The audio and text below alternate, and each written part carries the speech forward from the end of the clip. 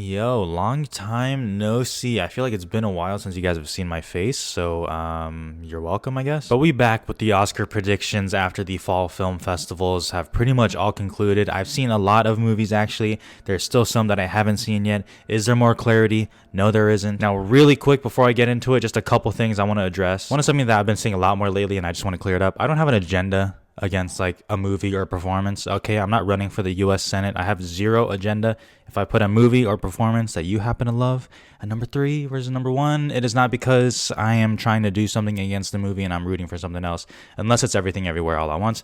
But I don't have an agenda. So I just want to clear that up. I do think it's funny how, people just overestimate people like me who do this, like at least for someone like me, like I have no influence over anything. This is just for fun, zero agenda, not running for the US government. And 2, this actually goes kind of towards next year's predictions, but I guess more so now even. I've been seeing some complaints, not just about me, but about other people who do this as well, about putting performances or movies that we haven't seen above those which we have seen. Personally, I think that's the whole game of predicting, is projecting and predicting. But if that really bothers enough people, if y'all want me to just do predictions based off the stuff that I have seen, y'all let me know. Okay, y'all let me know. But if you do vote to go that way, can't be mad at me next year in August when Guardians of the Galaxy Volume 3 is number 1 for Best Picture. You can't blame me for it because y'all asked for it. I just want to clear that up. Y'all let me know in the comments along with your predictions and everything. That's a long little intro. I'm sorry, I don't like doing those, but I just had to address some things, get that off my chest because I've been saying it a lot lately. Let's talk about Best Picture. So as y'all know, I went to TIFF and I saw The Fabelmans at the world premiere. It got standing ovations, a rapturous applause. It won the TIFF People's Choice, and after it won TIFF People's Choice, I took it off number 1. I've been wanting to do it for a while. Y'all know if you've been watching my channel for a bit that I've said The Fabelmans feels like a placeholder, and it does absolutely feel like the frontrunner right now, so I don't blame anyone for it. But as soon as it won TIFF People's Choice, I saw the vision in my head. I saw the prophecy, and I said, it is going to be fulfilled, and that is when I officially took the jump. I don't care anymore. I moved Everything Everywhere All at Once to number 1. Now, I did do something different. You can see with the numbers, that is how much it has moved since August. Because I didn't do September because, I was too busy. I was at TIFF and everything like that. So these are actually the changes from August. So if you see some that are pretty drastic, that's why. Everything Everywhere All at Once is at number 1. I see it. I see it. And honestly, this is a movie that I'm just willing to go down with the ship. If it ends up that The Fabelmans just ends up steamrolling its way through the Oscars, I can live with myself knowing that I was rooting for the right one. Okay, I've seen The Fabelmans. I think it's a good movie. I'll be honest. I don't think it's that great, but that's just my opinion. I know a lot of people do think it's awesome. Happy for you. Everything Everywhere All at Once. I have it number 1. I see the path. It has the passion, and that is legitimate passion. This could win SAG Ensemble, and if you see the cast up there, I just feel like it'll just start. It'll start raining down, and it needs to happen. This is the underdog story where it's just waiting in the wings. Okay, it's just waiting, and then The Fabelmans and versus Women Talking versus Babylon. Who knows about Tar? Who knows about Top Gun? Who knows about Banshees? But I'm just throwing shit out of my ass right now. And then Everything Everywhere just swoops in and shoves its metaphorical dick. It could happen, and I'm going to predict it because I've been wanting to do it for a while. But I was too scared because I was like, I don't want to get my feelings hurt if I predict it and that it doesn't happen. But now, I don't care. I'm doing it anyways. Then obviously, you have The Fabelmans at number 2. I moved it down 1. It is the absolute front runner right now. And that's exactly what we want. That's what we want out here. We want early front runner syndrome. And that is what I think is going to happen to The Fabelmans. 3, I have Woman Talking. Now, I feel like some people are kind of coming down on Woman Talking. I know not everyone loves it. However, I just think it's going to be good enough to kind of maintain a top 5 status. Like, you're not going to convince me that this is moving out of the top 5 unless it really just takes a dump in the next few months. I think it's great. It's going to win Adapted Screenplay. I honestly don't even see anything else beating it. I haven't seen She Said yet, but that's just what it's going to be. If it wins Adapted Screenplay, you're a top 5 contender pretty much. 4, I have Banshees. Banshees is the highest jump with +9 since August, and it was on its way up, and then after the reactions, after I saw it, after I saw the reception at TIFF and Venice, everything like that, it jumps up, and it is a contender to win Screenplay, which will be an original unless the Oscars just decide to not do it, but by all accounts, they won't do that. Colin Farrell won Best Actor at Venice, which we'll get to, and I honestly just really like the movie. I know Martin McDonagh has kind of done it before in terms of getting a movie in Best Picture. You wouldn't think It is, but it's actually one of the most acclaimed movies of this year. It's like, when I think of acclaimed movies, I think of stuff like Tar, but Banshees is like up there, like in the 90s. So that's that. So Babylon drops to number 5, which I had at number 2 originally. The only reason for that is, one, I am kind of concerned about the late release date, just because, and I'm thinking far ahead here. Like, I'm just going to tell you right now, I'm already predicting Babylon gets either ghosted or just one nomination at SAG. I just feel like they're going to have a screener issue, and that'll take away more coverage from the movie. And then, technically, like, who knows? I've talked to people who have seen the movie from test screenings, and I've obviously heard very good things, but they're still only test screenings, and you can only go off so much. I mean, y'all know that's my most anticipated movie left this year, so my ass is excited for it. But, you got to know, and then I actually can see a path where it is like a Wolf of Wall Street, where it is like a lot of movie, and it can make some people uncomfortable just how much presumed drugs and, cursing and the extravagance of it all can be a bit much for people. And I wouldn't be surprised if its reception isn't as strong as people think. However, even if it's not as strong as people think, I still have it in my picture. You're not going to convince me otherwise. What a turn of events for Top Gun Maverick, a movie that I completely blew off when I saw people talking about picture when it first came out. But then again, I didn't know it was going to make $2 trillion. So I guess that's on me and also on everyone. I don't even know. This movie is insane. I actually can't believe how strongly I feel that it's in for Best Picture. Like, just what else? Like, what else is going to get in for Best Picture if it's not Top Gun? And you bet your ass the Academy is praying that Top Gun Maverick gets in for picture, because motherfucker, everyone's seen it. I don't really know what else to say about Top Gun Maverick. There's not a ton to say. I think it's genuinely worthy of a Best Picture nomination. I think some of the shit I saw in there is stuff that I haven't really seen before, and it actually does awards worthy stuff, especially below the line. I will admit, it is kind of insane that it is really high up for Best Picture. However, when I really think about it, maybe it's not. Either way, I have it in, and I honestly feel good about it. So Tar is next. Tar is the most critically acclaimed movie of the year, pretty much, at least in my eyes. And that's honestly enough for me. The fact that I've seen the movie and it has been seen by enough people, it's already out in theaters now. It's not Spencer. Todd Field is more accessible, to the Academy than a Pablo Larraín. I think the movie is more accessible than a Spencer, even though I did really like Spencer. In fact, I think I gave them like the same rating. But honestly, because I think Tar is going to do so well with like critics groups, I think that's going to be like the one movie, maybe not the one, but one of those movies that really get pushed by critics, and to the point where it just kind of gets in for picture. So I have Tar in there, even though I do feel like it's still not safe. 8, I have The Whale. I'll be honest, 8 might be a little bit high for The Whale. I'm really only going off it because I guess it's still an audience play. I'm very confused because the Letterboxd score will make you think that this is such an audience play, but like, I guess I haven't really seen full proof of that. In a weird way. I don't really know. It's a very confusing movie. It's not loved by critics, certainly. I'm lukewarm on it. I certainly like it. I'm really putting this in because I feel so strongly about Frasier that I just feel like it's going to be on their minds, and it's working with enough people, obviously. Like I just referenced the Letterboxd score, which I know Letterboxd for a stat for predicting, not exactly the best way to go, but I think it's just going to happen, I guess, even though I would not be shocked one bit if it didn't get in. 9, Avatar: The Way of Water. Okay, so I had this in my predictions for a bit, and then eventually I just got kind of convinced by everyone else that like, it's probably not happening. Honestly, I just don't know what to do now. Like we talking about, after The Whale, I'm even like a little bit unsure. Now I'm fully unsure with what to do.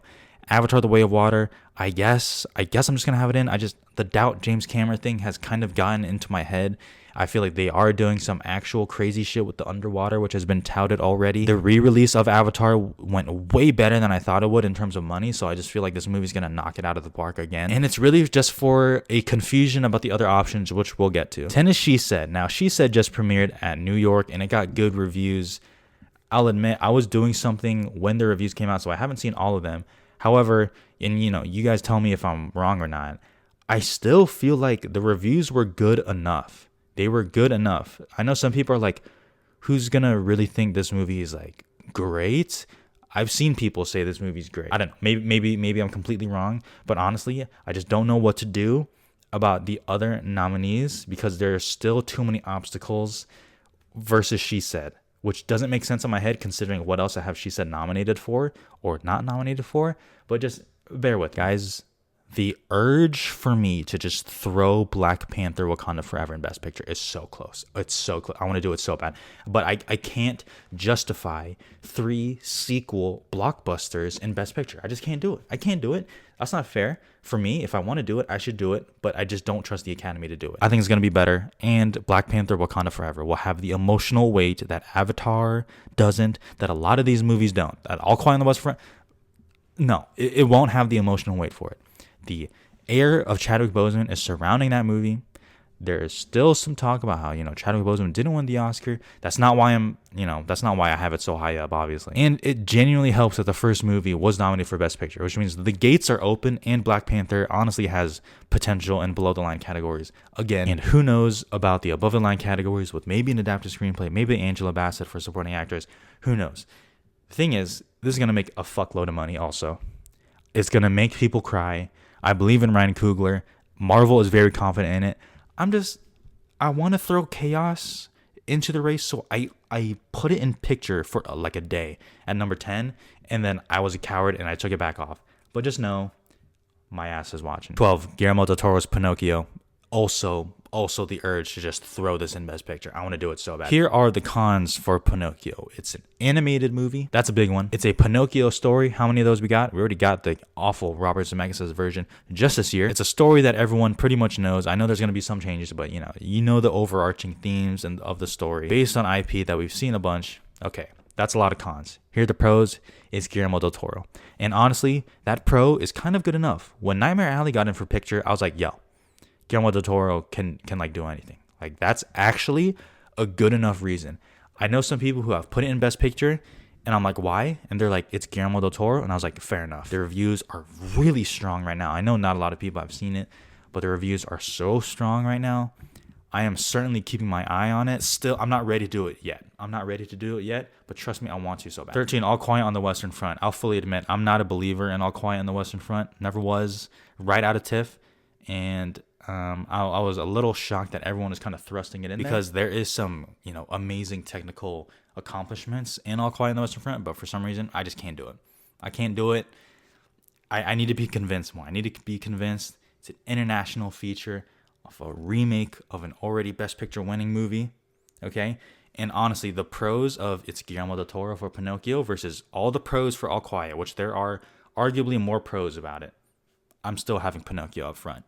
It's crazy. I don't know what's going on. Glass Onion, A Knives Out Mystery. Every passing day that goes by, I feel less and less confident about Glass Onion. And it placed at TIFF. It's gotten great reviews. It's premiering at these festivals to more good reviews. Everyone is really liking it, and I still don't feel like people are going to take it seriously for Best Picture. I feel like it's going to repeat with the first movie, and it's going to get Screenplay pretty comfortably. And that's 15 is Elvis. Please, dear God, no. Please, no. I can't do it. If Elvis gets in, my comments are going to be absolutely ruthless because I don't like that movie. I don't like the movie.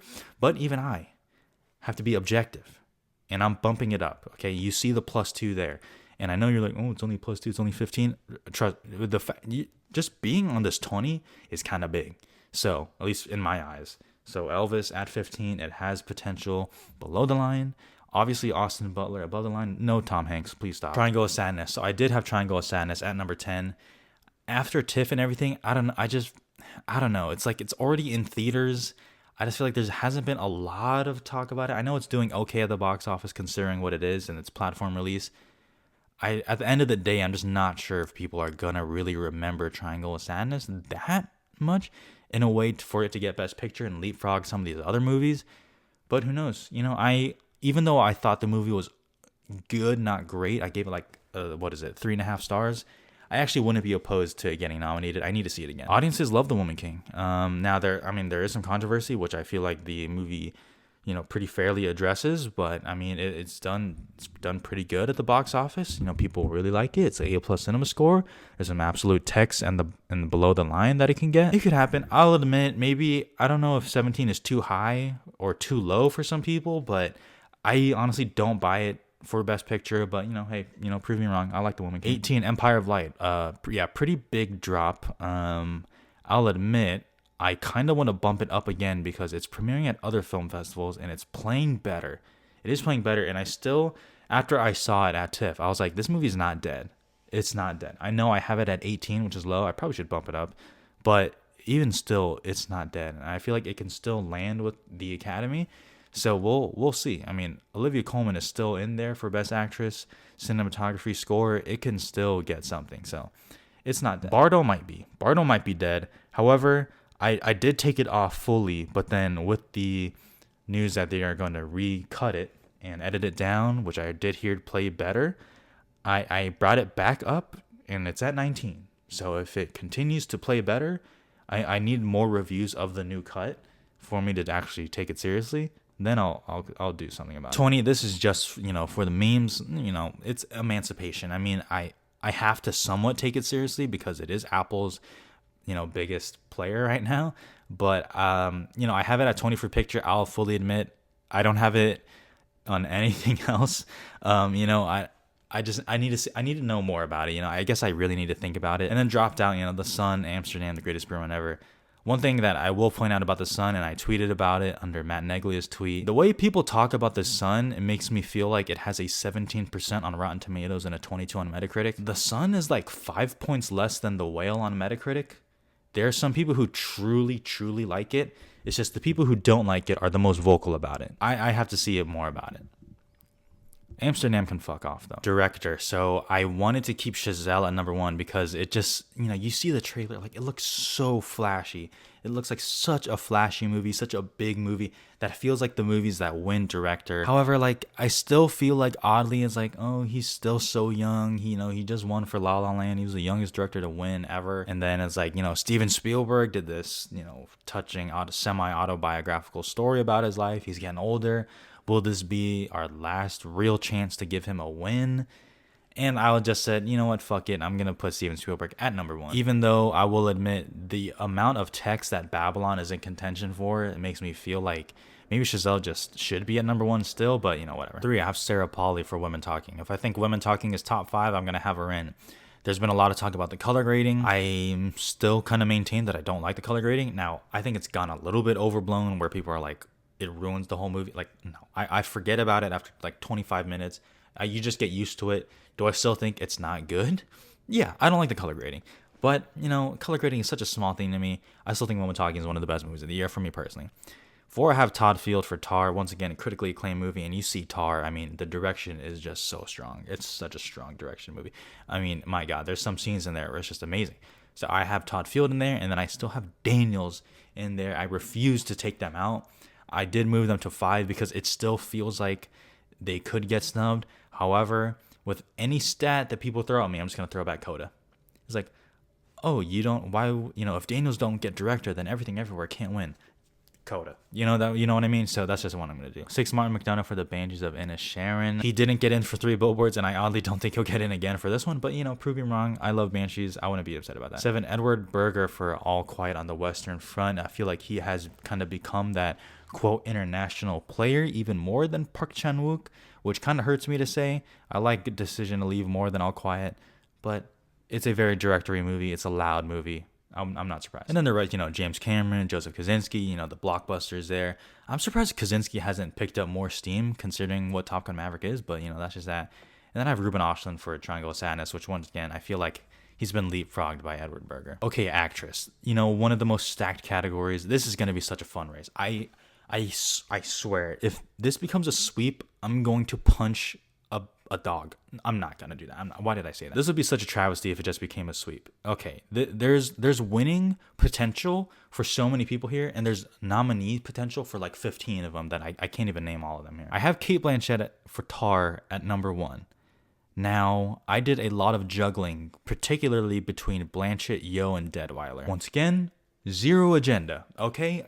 Zero agenda. So I have Blanchett at number 1, even though I will admit, still, I've seen a lot of these performances here. The only ones I really haven't seen are Margot Robbie in Babylon and Naomi Ackie in I Want to Dance with Somebody. My favorite performance out of these is still Michelle Yeoh, which is crazy because when I saw the movie, I didn't even really think that this would be a Best Actress thing. Obviously, I didn't think the movie would be an Oscar thing. Michelle Yeoh is still at number 2. I think she will also split a lot of the critics' awards with Blanchett. And if I do think Everything Everywhere is going to win Best Picture, you know she's in winning conversation then. It's just, I'm not sure if, how much it'll be. However, like, I feel like it rests on SAG. Everything Everywhere All at Once should rest on SAG. And I hope it happens with it. Danielle Deadwyler at Till. Some people have her at number 1. Some people have her kind of on the outside. There's still a wide range of it.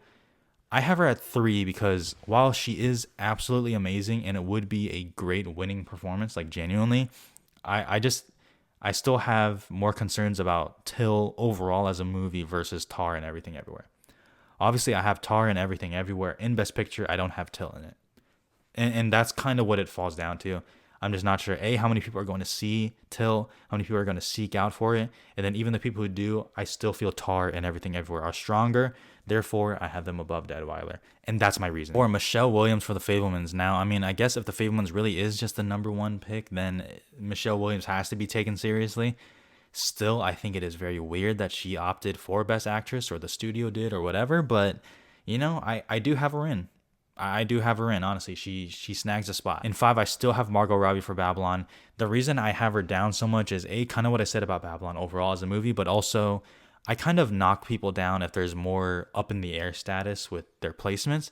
And, there's a lot of talk about maybe Margot Robbie in supporting. So I'm just going to move her to 5. I can easily take her out. If she does get confirmed actress, I'll kind of rethink things. Otherwise, I'm going to keep her here until there's confirmation. And then, just an absolute bloodbath. 6, 7, 8, Viola Davis, Olivia Colman, Naomi Ackie, all could get in. They just all could get in. I put Viola Davis at 6 and Olivia Colman at 7. I'll admit maybe I should flip those, I'll be honest. Olivia Colman really has a lot to do, and I feel like Searchlight just knows what they're doing. And they've known this is an Oscar player. They're still going to go for it with Sam Mendes and Roger Deakins. The score. She has a lot, and she is Olivia Colman. If Olivia Colman gets in for this, then really she is genuinely like the next Meryl Streep, which I've already kind of said. Naomi Ackie, I have her at 8. She can certainly get in. I still think that poster is awful, but I know I can't go off a poster. Anthony McCartan, biopic. You got to take it seriously. How could you not? The 9, I have Jennifer Lawrence for Causeway. I hear she's excellent, but I hear it is more of a kind of muted movie, a little bit softer. So I'm not sure how much she has to do. I didn't get a chance to see that at TIFF, so I have no idea. Then 10, I can go with a lot of different people. Zoe Kazan, Best Actress now. Rooney Mara is confirmed for Women Talking. I had Emma Thompson for Good Luck to You, Leo Grand, because I think Emma Thompson will get like a Globe nomination for lead in a comedy, and honestly that's enough to kind of put her in 10, so that's what I'm gonna do. Actor, so quite the opposite from Best Actress. Best Actor is looking a little weak, and when I say that, I'm talking about what's actually feasible for the Academy. Okay, every time I say that, people start throwing at me movies from like international features and horror movies. I'm like, yo, I agree, those performances are amazing, there would be on my 10, but we have a 90+ year history of what the Academy does and does not do. And that's what I'm kind of going off of. So when I say Best Actor is looking a little weak, that is what I mean. Okay, sorry. The comments are starting to get to me. Best Actor, Brendan Fraser at number 1. If he doesn't win, I'm going to go insane. The person I will become if Brendan Fraser does not win this Oscar. If The Whale does not get in for picture, I do not care. Brendan Fraser should win. And I still think he would, because I think it's that strong. And the narrative is just there. Narrative is there. He should win. I'll admit, Austin Butler kind of scares me a bit, because I know there's a lot of people that have Elvis in picture, and people do genuinely like Austin Butler. It's a very SAG-friendly performance. It's a loud performance. He's literally playing motherfucking Elvis. He scares me, and especially he scares me at the Globes. So that's why I actually have him at 2 and not Colin Farrell. Now, personally, I would put Fraser and Farrell at 1 and 2, but like I said, just Austin Butler scares me a little bit. But Colin Farrell should probably win Globe Comedy, so like you gotta have him there. Either way, Fraser just got to take it. Now it gets tough. I have Diego Calva for Babylon at 4, and I still have Hugh Jackman for The Sun at number 5. Bill Nighy. I know this is shaping out to be, like I said, a weaker category. I am still riding on he's Clifton Collins Jr. from Jockey. Jockey came out in Sundance. Clifton Collins Jr. got raves for it. The movie went on to some fall film festivals. Clifton Collins Jr. was still there. Some people were still kind of predicting and keeping him on the outside, and then it ended up being kind of nothing, and that's what I think Bill Nighy is doing. I still think Sony Pictures Classics is just going to push The Sun. There's still more talk about The Sun than Living, so I'm just going with Hugh Jackman, who once again I do think is actually like excellent in The Sun. Tom Cruise at 7. I like it. Just what is going on? I think Tom Cruise is actually good in Top Gun Maverick, but Best Actor, what is going on? What is going on here? Like why can't we get like I don't know, like filling out the rest of these with all due respect is crazy. Like Song Kang Ho for Broker, just throw him in the 5. Like he's that good. Just throw him in the 5. But obviously this is the Academy. I don't think it'll happen. It didn't happen for Parasite. I don't think it happened there. Adam Driver for White Noise. White Noise is actually getting better reception now. It's like slowly starting to climb up, so I actually bumped him up a spot. And then 10, Jeremy Pope for The Inspection. I think he's very good. I don't know. Okay, supporting actress. So this is also pretty much a bloodbath. Michelle Williams out, Claire Foy in. Claire Foy, number 1. I think she has the quote most Oscar-friendly role in Women Talking, even more so than Jessie Buckley.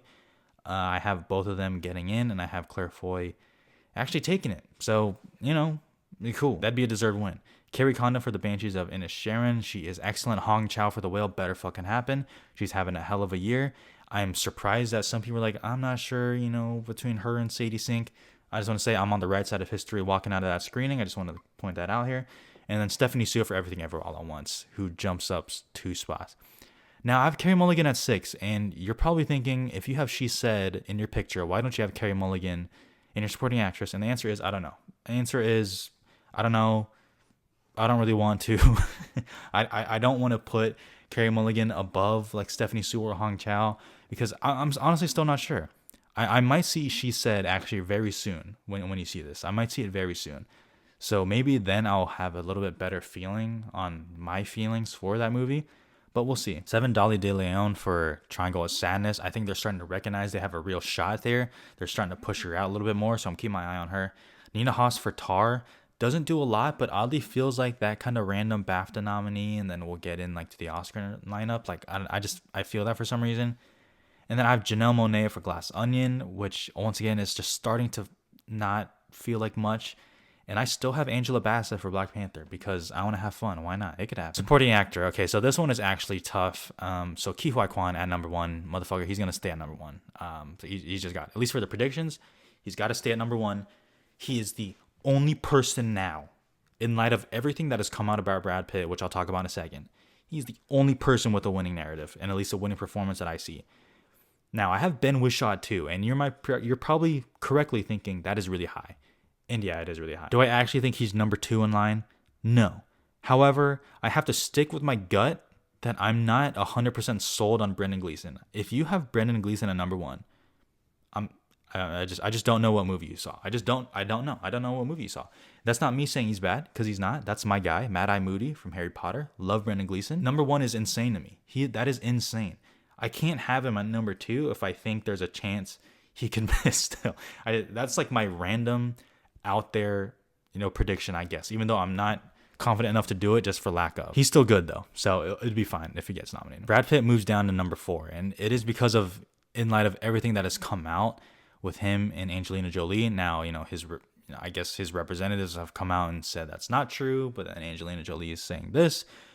I don't really follow that kind of stuff because I just don't care. However, I did read some of the stuff, and very bad. Will the Oscars care? I don't know. However, I moved him down, and that's kind of all I'll have to see. I have to see how that really plays out. I have to see how much, how if he's even worthy in Babylon anyways, because right now it feels like just kind of like a name check. If he's not worthy, then I'll take him out, no problem. So 5 is something that I kind of switched up on. I have Judd Hirsch in for The Fabelmans. Now he's in like one scene. He has like 8 minutes of screen time. He's very good in it. Do I actually feel like that's a supporting actor thing? Not really. However, the fact that people still talk about it, and I feel like there's almost a consensus coming around on that movie with his performance, I have him at 5, followed then by Paul Dano, which would just be sad. I need Paul Dano to get an Oscar nomination. I'm sorry, I need it. However, he's better in The Batman than The Fabelmans. That role is better. Barry Keoghan for The Banshees of Inisherin. Y'all know that I think he's actually the standout supporting actor slot, but I don't think enough people will join me on that bandwagon, so I have him at 7. Eddie Redmayne for The Good Nurse at number 8. Okay.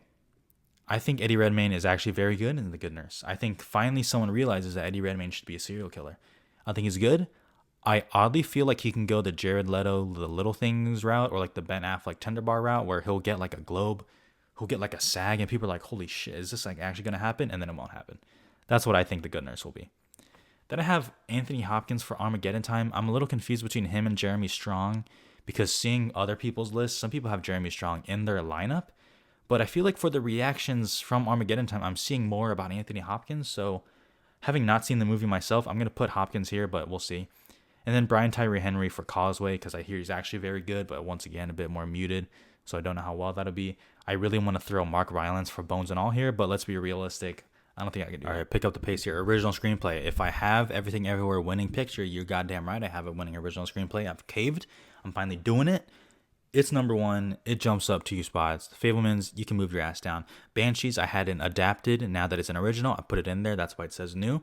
So it's in there. Tar, I have in there. And Triangle of Sadness, I don't. I moved Babylon out for screenplay. I'm just going to predict a random snub in screenplay. And I think it's going to be Babylon. And then Triangle of Sadness will be kind of like that lone screenplay nominee, maybe. Then the rest, Decision to Leave, just awesome movie. Armageddon Time, Broker, The Menu. I guess Everything Everywhere. This is kind of where the race lies to me. Everything Everywhere needs to win screenplay, because Best Picture still kind of goes through screenplay. Adapted, Woman Talking at 1, and the rest can just fight for slots, honestly. Okay, Glass Onion, Knives Out Mystery, sure. She Said, okay. The Whale, sure. White Noise, yeah.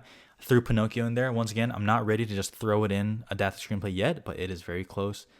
Till there's some talk on which category it's going to go in, I'm just leaving it in adapted because of what I hear about it, but if it needs to move, it'll move. Cinematography, Babylon, Linus Sangren. Y'all saw the trailer. That shit is fantastic. It looks so good. Empire of Light, Roger Deakins, just arguably the GOAT. Empire of Light looks fantastic. Oh my God. Empire of Light looks so good. The Fablemans for cinematography. If the Fablemans win cinematography, what a travesty. What a travesty that'll be. Not because it's bad. That's not what I mean. But a win. No. Dear God, no. It does not need to win cinematography. Not a chance. 4, I have Top Gun Maverick. I feel like, oddly, a consensus is coming around the cinematography on that movie. And then I have All Quiet on the Western Front. I kind of want to change that, to be honest, but I'll leave it in for now. I still think Bardo has a very good shot in cinematography, along with the Batman, Avatar, gotta take seriously, Black Panther, Banshees. Cinematography is always usually a pretty good lineup. We'll see about this year. Costume design, I once again have Babylon. Y'all saw the costumes in there, look crazy. We'll see if something like a Black Panther, Wakanda Forever can take it, and Elvis, the Woman King. I have the Fablemans at 5. I don't even know why I really have that. It feels like just a name check again, but then it's Mrs. Harris Goes to Paris. I don't know if enough people will see that. Everything Everywhere has great costumes, but I don't know if people will feel compelled to do that. There's Women Talking, Matilda. 3,000 Years of Longing. What? Editing, I have Top Gun Maverick in. The sound correlation, I can't go against it anymore. Top Gun Maverick, I have winning editing. Everything Everywhere at number 2. Babylon, Fablemans, Women Talking, just the Best Picture name checks for editing. Then it's okay, All Quiet, loud war movie. Glass Onion has some good editing. Elvis has a lot of editing. And then you kind of get some others, but I really think this comes down to Top Gun and Everything Everywhere. And I think the sound will kind of give it the edge. Makeup and hairstyling. The Whale, yes. Make it happen for The Whale. The makeup is awesome. And I think that actor makeup combo that we've seen before, I think it'll play in here. Elvis at number 2, once again, also scares me. But, the makeup on Tom Hanks, I actually think is very good. The Batman, the Penguin makeup, yes. Babylon, just look at the trailer. And then Black Panther, Wakanda Forever, I also have. All Quiet on the Western Front, I don't really think. Most of the makeup is just the dirt on their face. There's one very good one, but I don't think it'll be enough. Matilda for the Emma Thompson character, that makeup looks good. Yeah, the Woman King, X. And then I still have Doctor Strange or a Thor in there, depending on which one, but whatever. Production design, Babylon, taking this one. We can just move on, honestly. But, Avatar, Black Panther, Fablemans, All Quiet. That's what I have. But Babylon, that's the one thing that I honestly feel good about is the production design on that one. Going to be crazy. And I actually have Guillermo del Toro's Pinocchio there, along with Elvis and Glass Onion. So Pinocchio is honestly can get several nominations, and that's why I think it's actually kind of strong for picture also. Best sound, Top Gun, yes. Avatar, yes. All Quiet, yes. Babylon, I still think yes. And Batman, I still have yes. Sound is actually a pretty good category. I think Nope should definitely get sound, but we all know how the Academy treats horror movies. Visual effects, this is a wrap. This is the lockiest lock, honestly. Avatar, that's winning visual effects. It's done. It's over. Then I have the Batman, Black Panther, which I think will happen.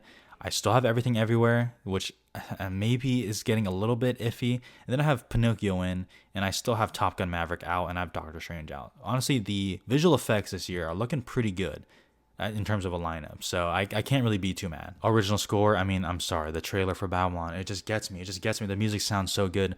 Hurwitz was snubbed for First Man, weirdly, even though he won for La La Land, and I think it's awesome. The Fablemans for John Williams, I don't even remember that score. So, like, with all due respect to the GOAT, John Williams, like the actual GOAT composer, you know, like the Fablemans, no, I don't remember that score. Woman Talking score is fantastic. Same with Empire of Light, and Pinocchio sounds awesome. I sadly have the Batman out. I've heard White Noise has a great score. You gotta include Ludwig Göransson, who won for the first Black Panther. The Avatar score sounds pretty good in the trailer. Banshees was pretty good. You know, other stuff like The Whale is good. So, you know, score is always a pretty fun category. But I still have Babylon at number 1. Original song, I still have Top Gun for Lady Gaga. I'll hold my hand. It just announced that Rihanna is recording some songs for Black Panther, so I have her kind of in that little slot there. Nobody Like You is a banger. I'm keeping that in for Turning Red. There's a bunch of original songs in Pinocchio that I heard is good, and Not To I still have from RRR, which if they perform that at the Oscars, I think that'd be fun. That'd be a fun time. 6, I believe that's a Diane Warren song. I put that in when I heard about it, so I think that's a Diane Warren song. Carolina's Taylor Swift. Pretty star-powered songs that we could get, but, you know, whatever. Animated feature, just a rap. Pinocchio, that's the one. Turning Red. My Father's Dragon, which I saw. Very good movie. I really liked My Father's Dragon. I think that it's a great movie. So Cartoon Saloon still got it. Strange World, and I have the bad guys in it. I have Wendell and Wild kind of missing. I don't know if that's just because I didn't care for the movie, but it feels like the reception, even though it's high on like Rotten Tomatoes, I feel like most people are like, yeah, it's good. And that's kind of it. But, you know, maybe I'm judging that wrong and it should be in. But we'll see. Documentary, I still think it's Navalny. There's apparently a great lineup of documentaries this year. I haven't seen all of them yet. But, I mean, I guess the big one that I have missing is Moon Age Daydream. That's one that's gotten great reviews.